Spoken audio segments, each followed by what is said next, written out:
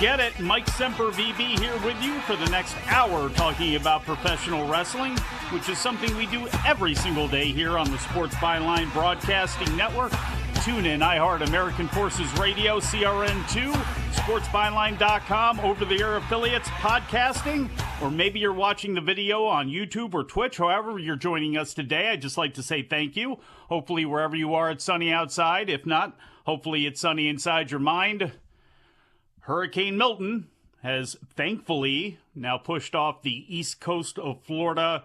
Just a horrendous storm. I'm sure a lot of people saw the Tropicana field in Tampa Bay, the dome, the stadium roof ripping off of that. That storm came on the back of Hurricane Helene, of course, and all the best to those of you who have been affected by either storm or both, unfortunately, in some cases. Hopefully today, Filthy Tom Lawler and I can give you a little bit of a reprieve from the real world by talking about professional wrestling. And because of the storm, it has affected some professional wrestling. WWE's had to postpone 2 NXT events originally scheduled for this weekend. Friday's NXT house show, which was set for the St. Petersburg Armory in St. Petersburg, Florida, has been rescheduled for Friday, December 20th. And Saturday's previously scheduled house show in Orlando has now been rescheduled for November 2nd.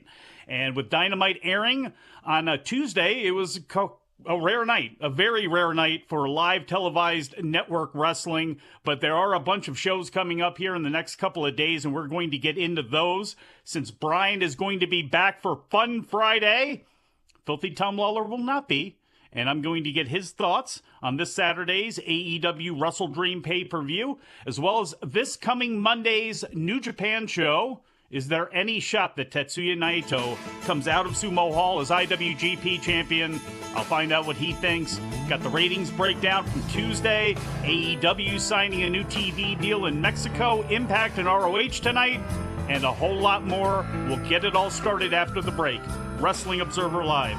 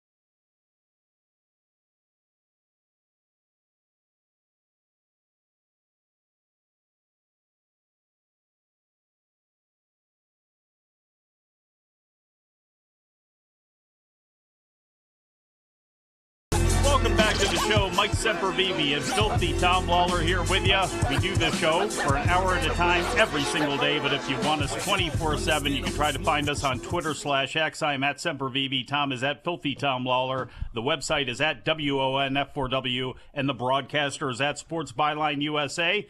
Jim Valley is here with you on Saturday, starting at 1 p.m. Eastern Time, 10 a.m. Pacific. I don't believe he is going to be on this week or next week. But boy, if you've missed a story as to why he has not been doing the shows here in the last couple of weeks, I cannot wait till you hear it right out of his mouth. Just an amazing story. Got a kidney replacement, and just the story that led up to it is going to be something else. So I look forward to hearing it out of his own mouth when he gets back on Saturdays on Wrestling Observer Live. And Sundays, of course, are helmed by Andrew Zarian, beginning at 6 p.m. Eastern and 3 p.m. Eastern or Pacific time. I'd also love it if you made the wrestling news part of your day as well. You can find it wherever you find your favorite podcasts, or head on over to thewrestlingnews.com and at Wrestling News AV on Facebook and Twitter every single day of the year.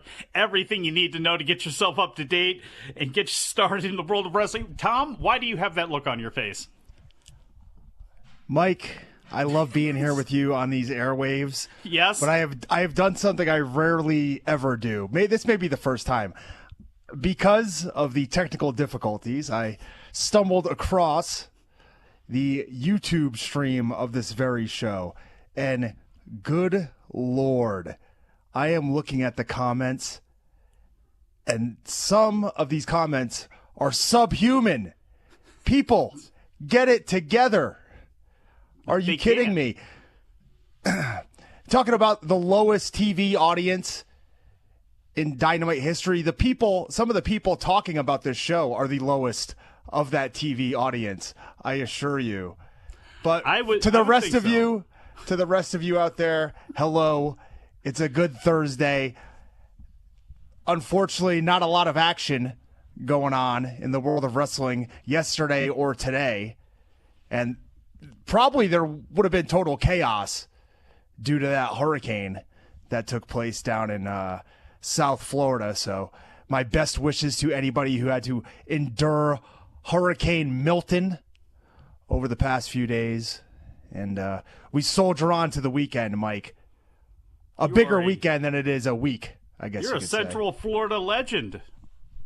You are a Central Florida legend, a Hall of Famer, if I'm not mistaken, right? I don't know about that. NAIA Hall of Famer? I mean, technically It's true. Did they give you a plaque? Those little league trophies or something like that? Anything for it?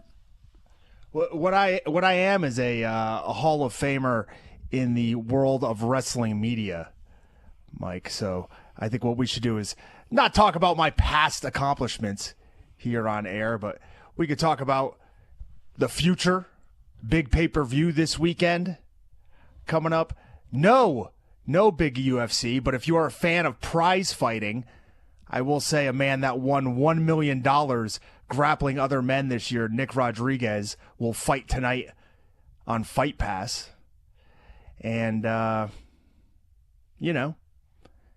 also big news in the world of mixed martial arts as the lawsuit against the UFC took a turn this week. Did you read the filings? Not all of them, because, there's a lot. And there's a lot of people that have been talking. I saw Jonathan Snowden put up a column talking about Wanderlei Silva and his hope that this entire thing wraps itself up. Obviously, you are hoping this whole thing gets wrapped up. Where do we stand right now with this case? And I guess, too, for those who are unaware of what has been going on with it, I guess just give a quick little synopsis of the whole thing and what happened with the judge turning down the initial UFC settlement offer. Well, I'm going to do this from memory, but I believe the initial settlement was $335 million to both the Kung Lee versus Zuffa and Cajun Johnson versus Zuffa lawsuits, which are two separate lawsuits that are essentially the same thing, separated by a date in 2017. So the Kung Lee plaintiffs deal with this 2017 and before date, and the Cajun Johnson case, deals with what came afterwards. Now, the judge essentially said, and I don't think we ever actually got his ruling in written form, like he said we were going to, but essentially not enough money, no contractual changes, so it was a no-go. And the sides went back and came back with a different offer. This one for $375 million for the plaintiffs, just for the Kung Lee lawsuit. So the Cajun Johnson lawsuit against Zuffa would just be done separately. And now we await the ruling of Judge Boulware. But in the meantime, the plaintiffs put forth this long document where you had a number of fighters like Shane Carwin, Vanderlei Silva amongst them, talking about not being able to essentially live a normal life due to, the beatings that they had taken and all of the training. So now we see if the judge will accept this offer or if I'll be on these airwaves forever. Well, if you do land some of that settlement and it comes to pass, you don't have to leave here all the time. You can go on like full-scale UFO hunting missions for Bryan if you so choose. Yeah, maybe go try to find a Squatch. Or maybe, you know what I could do? When these guys disappear from TV, like when Daniel Garcia goes missing, when Fenix and Pentagon are nowhere to be seen, send me out on the hunt. Send me to go find these guys. Filthy Tom, wrestler hunter. Wrestler. What number will you give to yourself? Sakuraba had 39 as the Gracie hunter. 00, 69. What are you going to go with? I mean, do I really need to talk about this subject? I think you already nailed it. Good point. Some of that money you could take and you could get the hell out of Nevada, get the hell out of this country altogether, and move down to the Baja where Jesse the Body Ventura is. You could do that if you wanted to. He's a Hall of Famer, a fellow Hall of Famer, except the WWE Hall of Fame. And he was also governor of Minnesota once, which blows people's minds who don't know that when they look back and find out that Jesse the Body Ventura was the governor. Yes, he was. It was like 30 years ago, but that actually happened. And this was posted up to the front page of the website by our own Joseph Courier today.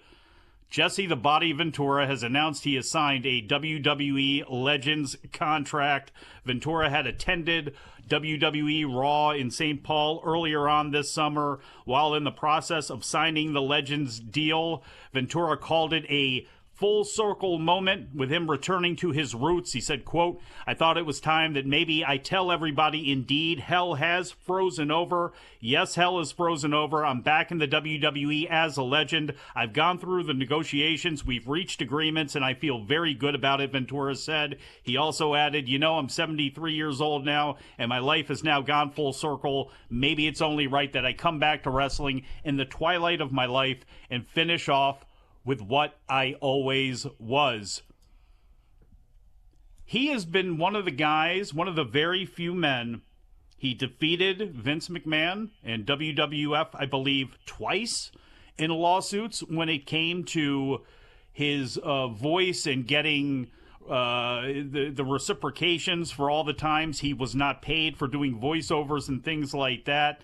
He got to achieve and fight back against Vince. I mean, Vince wasn't going to bring him back, but Dick Ebersol wanted him back to do the commentary for Saturday night's main event when he wrapped up whatever Schwarzenegger movie, The Running Man, or whichever one he was doing at the time. But Tom, Jesse the Body Ventura is back. Are you happy about the thoughts of seeing the Body in there at 73 years old? Are you happy about the fact they can mend fences? I mean, whatever. Jesse the Body was always a great character to me, and even as a youngster, he was one of these guys that kind of transcended wrestling. You'd see him in other things. Always good to see him back. I'm sure we're going to see Karrion Kross doing a ton of Jesse the Body impersonations, so that'll be something to keep your eyes peeled for. I got to be honest, with the way things have gone with his whole group, I'll take him doing Jesse the Body impressions. We'll be back. Wrestling Observer Live.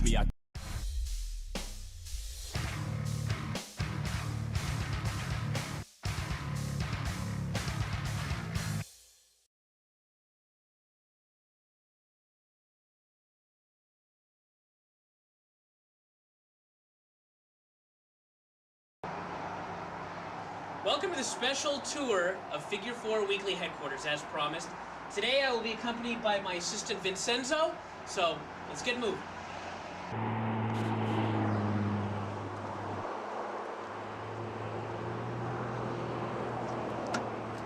Hey, don't worry about it. Today's a special day, I'll drive.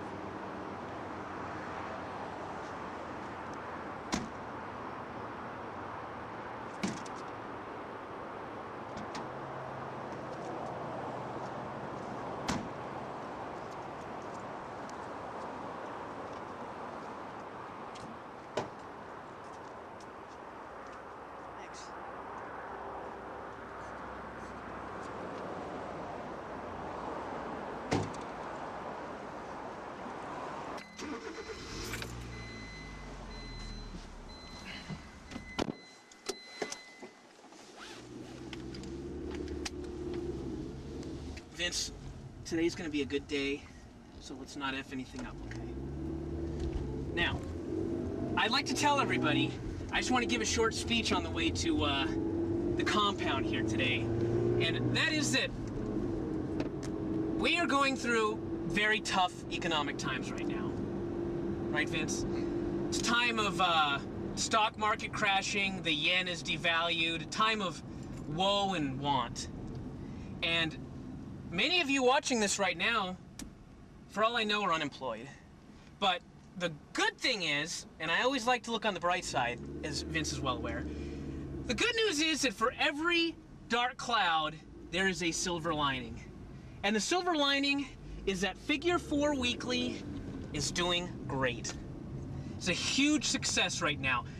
Subscriptions are up, quality is down, profit margins are skyrocketing, things are going very well. So the one thing is that I don't want to make it seem like money is everything, because money cannot buy happiness, but what it can buy is enormous houses, and that makes me happy.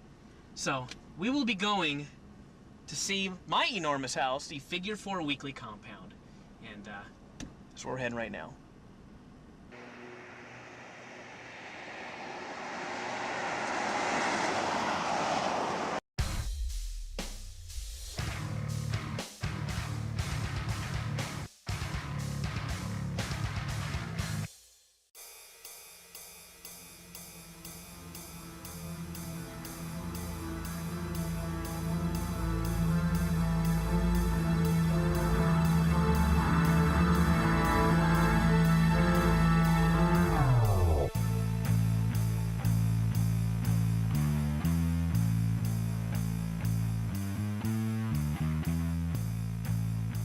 Back on the show, Mike Sempervive and Filthy Tom Waller here with you, Wrestling Observer Live.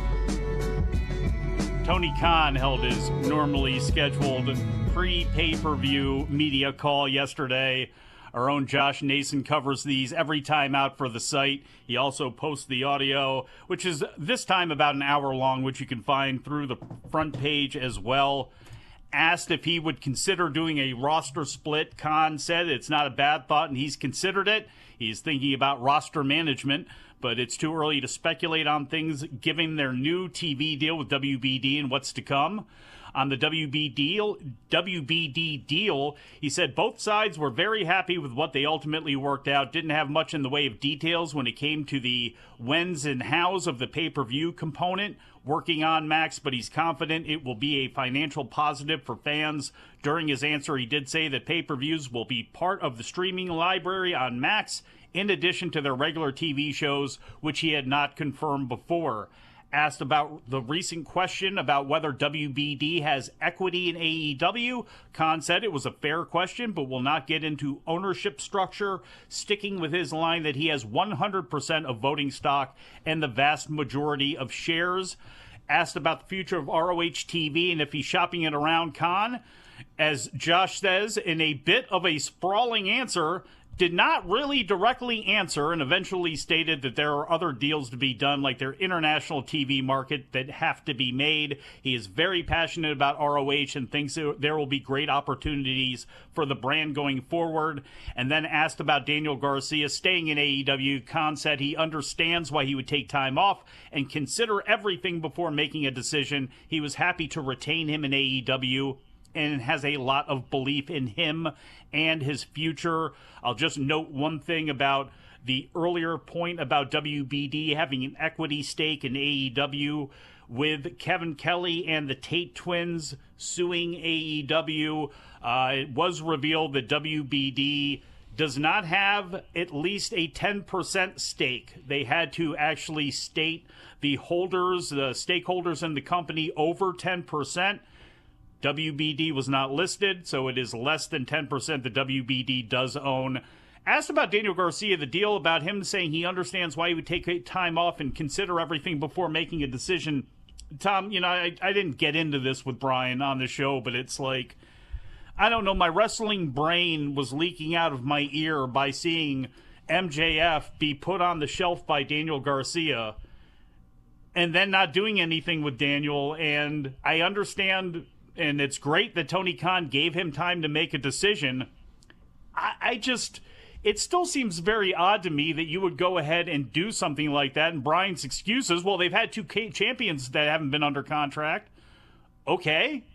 But still, I mean, isn't that taking a chance? And aren't you really asking for that to bite you one day, by doing something like that? And frankly, I guess, I don't want to say being too good of a guy, but again, allowing them the opportunity to do this after something had played out on TV.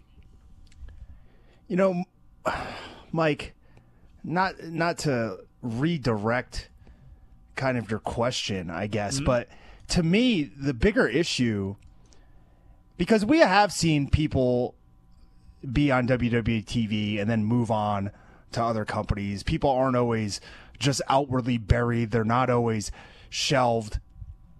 But the bigger issue to me is Daniel Garcia came back on Wednesday, and what did he do? Cut a passionate promo in front of a small crowd in Spokane. Okay, I know MJF is on the shelf. I know he's not there, so you don't need to slot him back in with MJF. But I mentioned it before in this show.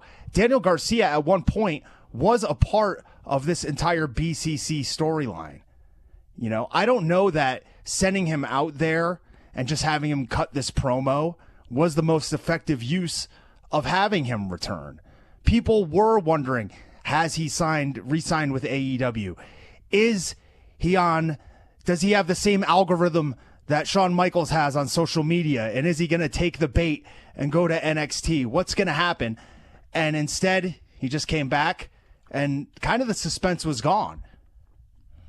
Yeah, and I know somebody's saying, well, hey, he came back and he gave a speech and now you can start something up with him next week. But did you maximize that? And maybe he hadn't signed before last week. I would think that he would have, but you were in Pittsburgh last week. That's not close to Buffalo, but it's a lot closer to Buffalo than Spokane is.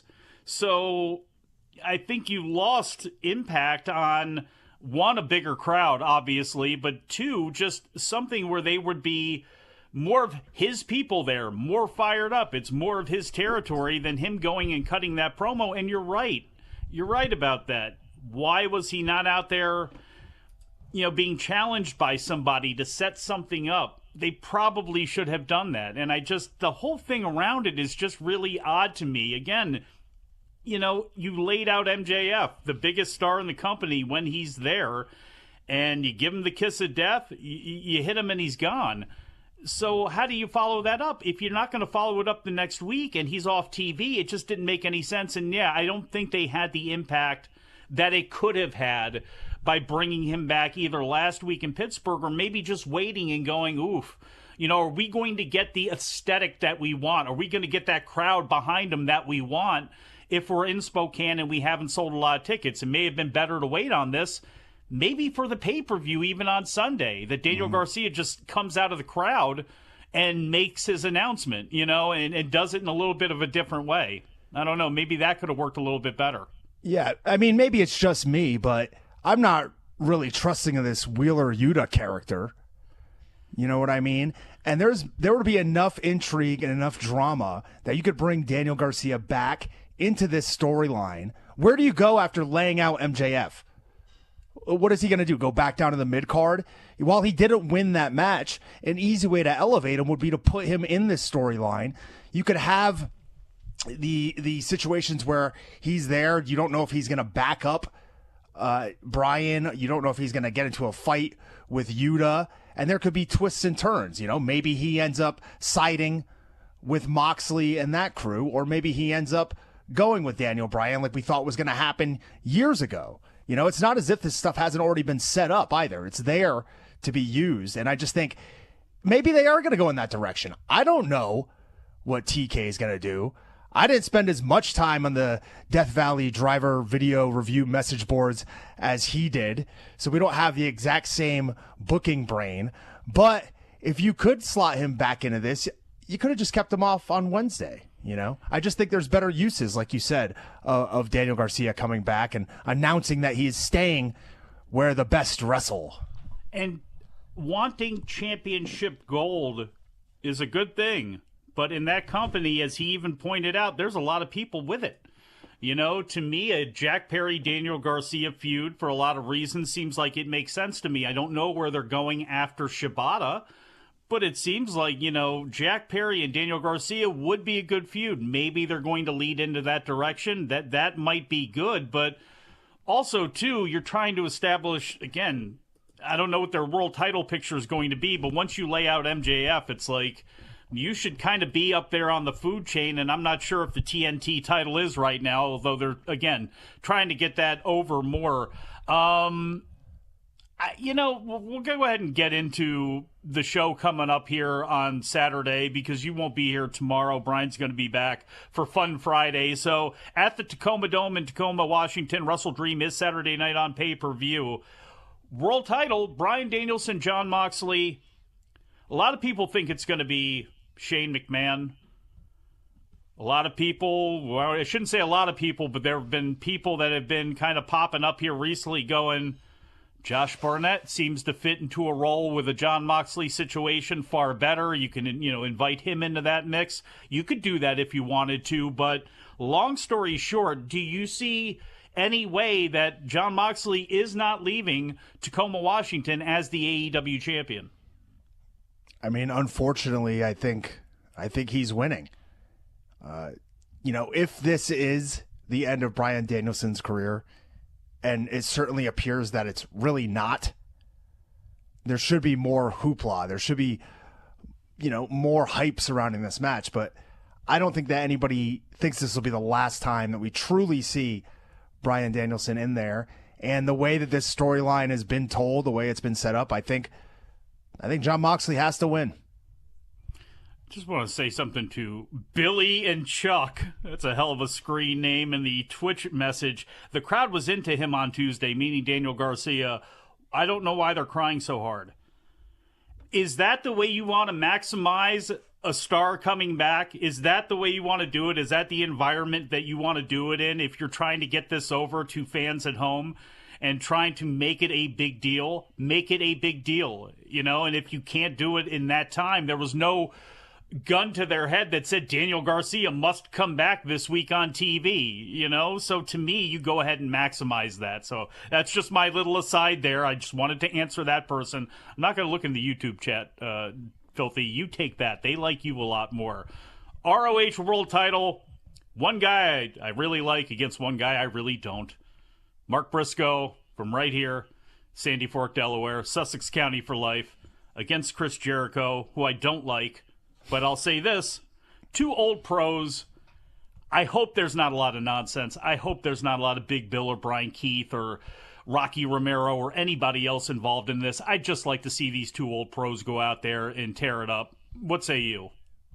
I think you'll probably just get the exact opposite of what you wished for, would be my guess. I mean, Mark Briscoe's got to win. this is not the time to have the learning tree sprout all over Ring of Honor. No, although if you want to put the ROH title on Jericho and send him and his whole crew back there and keep Mark Briscoe on AEW TV, all for it. We'll get into the rest of the card when we get back from break. Wrestling Observer Live. Granny, what's happening? What do we got for the wrestling report here today?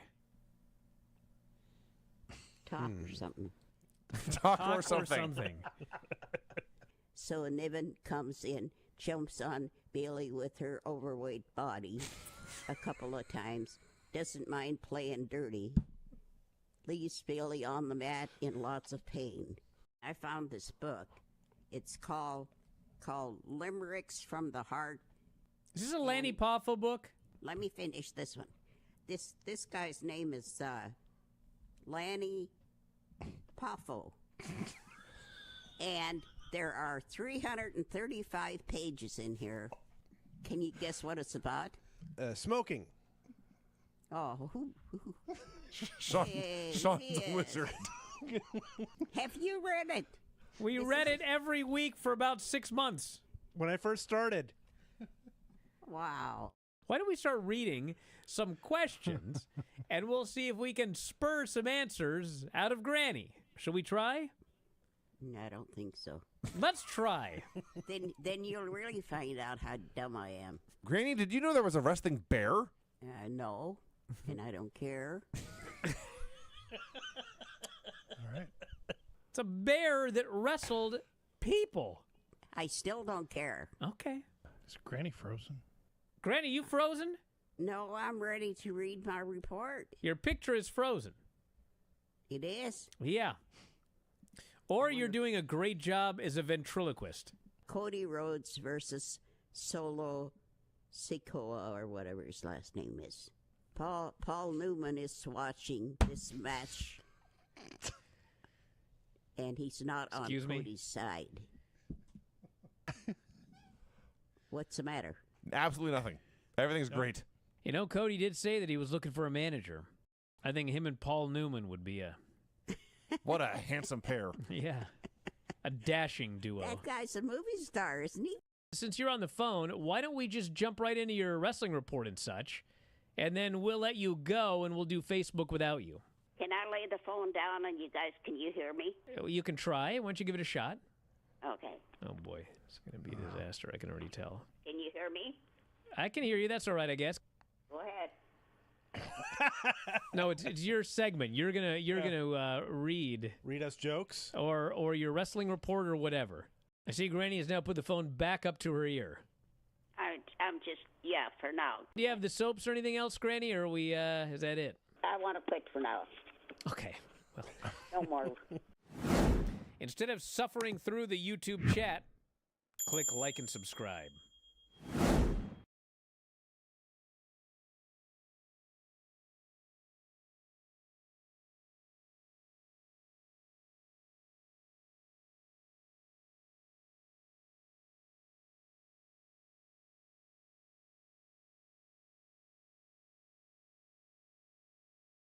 On the show, Mike Sempervive, Filthy Tom Lawler here with you, Wrestling Observer Live. Before we get back to the AEW WrestleDream pay-per-view happening on Saturday night, as Twitch yells back at me here.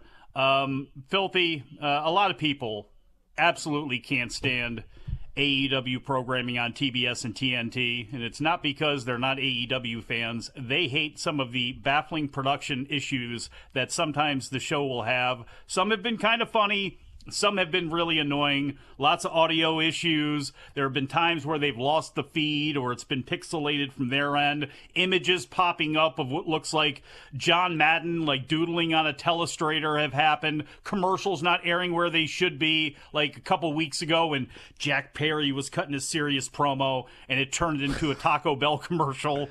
But AEW fans, if you've ever said anything to yourself negative about the production or even said it out loud, guess what? You're not alone. Major League Baseball fans apparently hate TBS and TNT far more than you right now. They have been very upset, and it's not just been because of the commentary of Bob Costas during the Yankees Royals series, but Lots of complaints about audio issues, especially not being able to hear the crowd, which sounds like it's intentionally being muted. In contrast to that, the announcers are way too hot. Video production has missed shots on the field when something is happening, including missing actual scoring plays, which happened yesterday during the Yankees game because the director was focused on the wrong camera shot. Been superfluous in-game interviews, all that sort of stuff. And on Tuesday, for those of you who do not like the sports, there was a situation where the transmission went out and the Tigers-Indians game, or the Guardians game, because I'm still stuck in the 80s, was frozen for a full 5 minutes on the screen with the announcers not mentioning anything about it. TBS Network and TNT Sports blamed sunspots for the satellite interference. Not sure if anybody else had issues with sunspots that day ruining their transmissions. I don't know. Yes. What is going on with everybody blaming the environment? They're blaming this on sunspots. Jesse Ventura blamed his Legends deal on hell freezing over. We got people missing fights and wrestling matches because of the hurricanes, while at the same time the government is in control of all of it. My head's going to explode. Oh, there's, you got to watch those space lasers. They bounce off trying to create the weather, and they will just completely cause havoc with your transmissions. So, yeah, not if you're an AEW fan, again, and you've been annoyed by some things, it's not just you. And in fact, at the end of this show, because I can't play it during this show because of the amount of obscenity in it, I'll tack on the John Boy rant that took place during the game last night that they put up on Twitter, which is great because it's not only them really angry with the production, but it's I don't want to say the worst of sports fandom, but it is the ultimate in sports fans just with high pitches in their voices shrieking about their teams. But we'll be back to shrieking about AEW WrestleDream here. Jack Perry and his van driving in to face Katsuyori Shibata, a man that you have been in the ring with for the TNT Championship. Hey, Jack Perry, to me, is going to win this match and move on to something else, maybe even Daniel Garcia. But how do you see this one going down? You said it. Move on. You could demand it. Never mind. International title three-way match. What do you want me to say about Katsuyori Shibata losing to Jack Perry? The fact that he's going to be on his back staring at the lights. How does that make you feel? Man's a legend. Like less of a man. That's you might have to steal the van from him. You're gonna get revenge. That's what you could steal the van. Let's go steal the van of Jack Perry. I may be living in it soon enough. AEW International Title three-way match. Will Ospreay, Ricochet, Konosuke Takeshita. It's a banger of a match, that's for sure. And frankly, this entire card, again, like I say a lot about AEW pay-per-views, the TV coming into them and leading out of them can be shaky at best sometimes, but they always seem to deliver for their fans when it comes to the pay-per-view. I don't think there's any... I think in this case, it's going to be the exact same thing, and I think for a lot of people, this is the match they're truly looking forward to. Who do you think takes the L here? Because it's kind of interesting. You just bring in Ricochet. Will Ospreay is the international champion, and you don't want him taking too many L's. But Konosuke Takeshita, you need some wins here. You need some high-profile wins. Is it time to put the title on Konosuke Takeshita? And if so, who takes the L?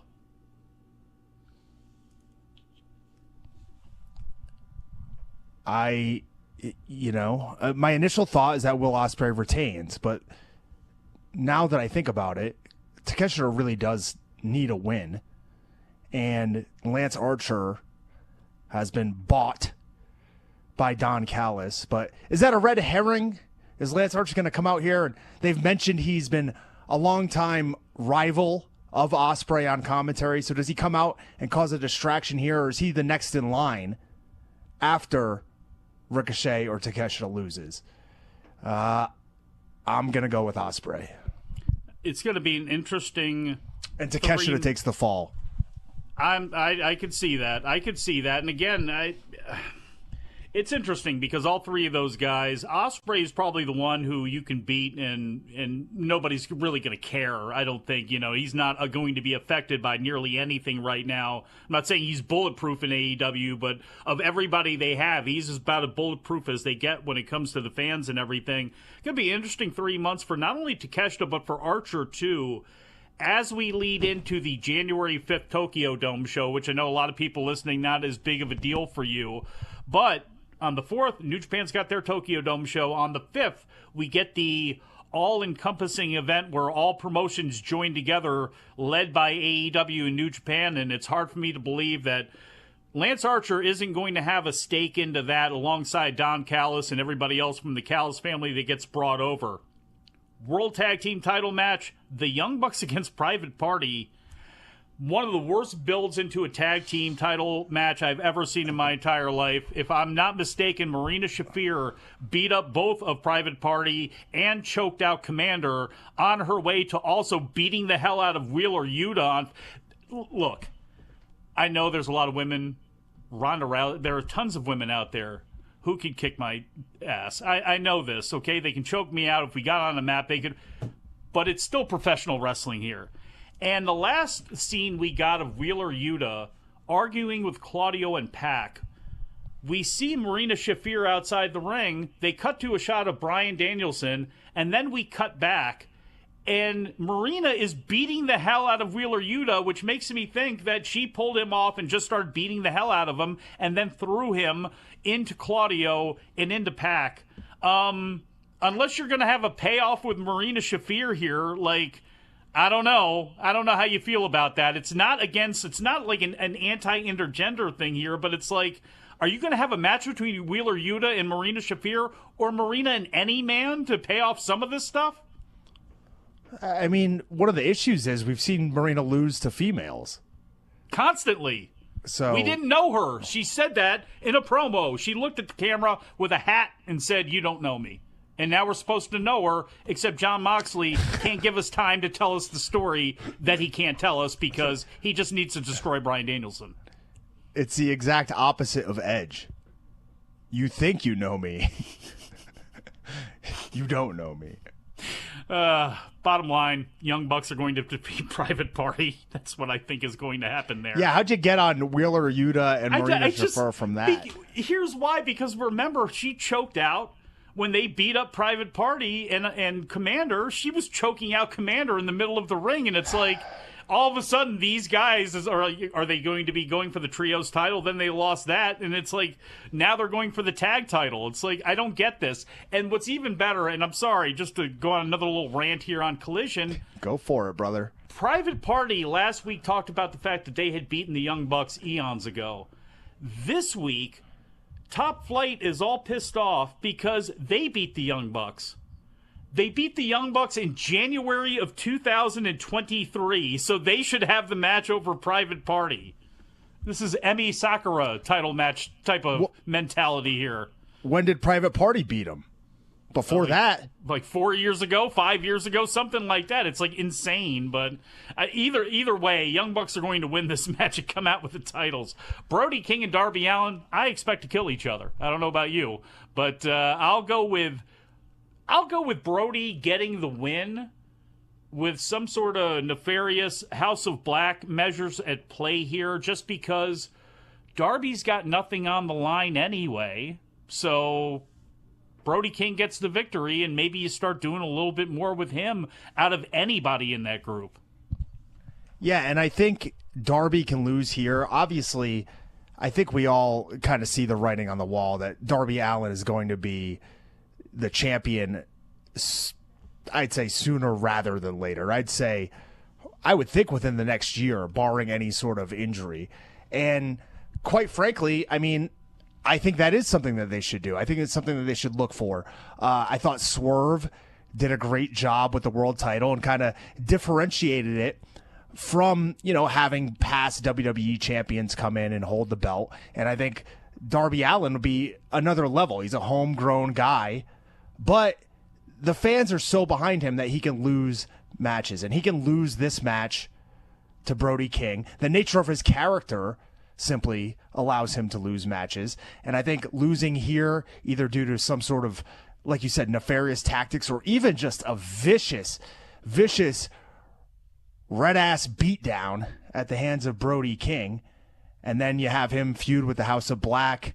He becomes a bigger babyface by the end of it, and then he moves on to the title picture. I think that's a good solid booking. Hangman Adam Page, Jay White. I was wrong, Tom. I was wrong about Jay White coming to North America, in fact, and being a big star right from Jump Street. I thought his promos would be able to translate. They did not, and they have not helped him with the fact that they let him go on for a long time, and it hasn't been ideal. Now that he's back, this is a fresh restart. Now that Juice Robinson is back, this is a fresh restart. I believe Hangman Adam Page should win this match. I just want to see it be a good one. And I'm hoping that while I do want to see Jay White get opportunities as a singles, I think, honestly, he may be best served alongside Juice Robinson. And on paper, they have a lot of tag teams they can make a good division out of. It's been such a mess for way too long now in that tag team division. What do you think about the match, and what do you think about maybe just teaming Jay White and Juice Robinson, the Yosemite Sam of professional wrestling, as a team for the immediate future? This is one of those matches where it's like, I wouldn't even really be upset if they just had some sort of non-finish. You know, they could do a double count out. They could do a disqualification. There's so many matches that are for those sickos on these pay-per-views that I don't think you lose a whole lot. And you rarely ever see a non-finish in AEW, if I'm not correct. So maybe we see one here. Maybe Hangman's so unhinged he gets DQ'd. You know, there's a lot of ways you could go with it. But I love the idea of Jay White and Juice Robinson going crazy. I like to refer to him as the animal from the Muppets of professional wrestling, but I would love to see them hold the gold. Now I really just want to see him bang on a drum set. I think that would be tremendous. We'll be back Wrestling Observer Live.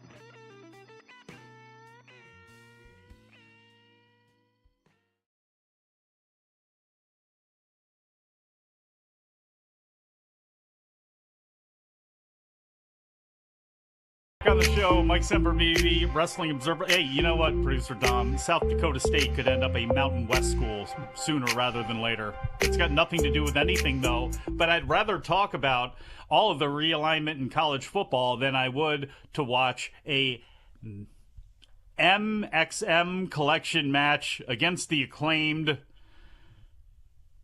Any thoughts? The Acclaimed will win. That's my I'll thought. go with that. Beast Mortos, who can do his own interviews. You don't need Jake the Snake Roberts to do interviews for Roosh or for Mortos. I'm telling you, you don't need it. Just push them, and they'll be fine. Why Jake Roberts is there, I have no idea. But the Beast Mortos against the undefeated Hologram. Best 2 out of 3 falls. I guess that's going to open the show, Tom. I have no idea. But what do you think about the Beast Mortos, his interviews, in this match coming up against the undefeated Hologram? I think Mortos is kind of like the closest thing that we have to a La Parka today, where he's just going to be insanely over with the crowd at a level that nobody understands unless you just watch him. But Hologram's going to win. I believe he will as well, and then he will pay for that victory when Roosh kicks him through the turnbuckles, in all likelihood.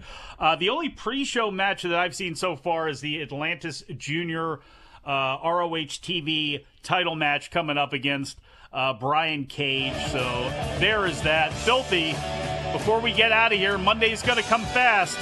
Tetsuya Naito, Zack Sabre Jr., IWGP Championship, Sumo Hall. Who you got? The best wrestler in the world, Zack Sabre Jr., is going to walk away with that title. You're damn right. Thank you, Producer John. Thank you, Producer Dom. Thank you, Filthy. And thank all of you out there for watching and listening. My name is Mike Sempervive. We shall talk to you again after a while.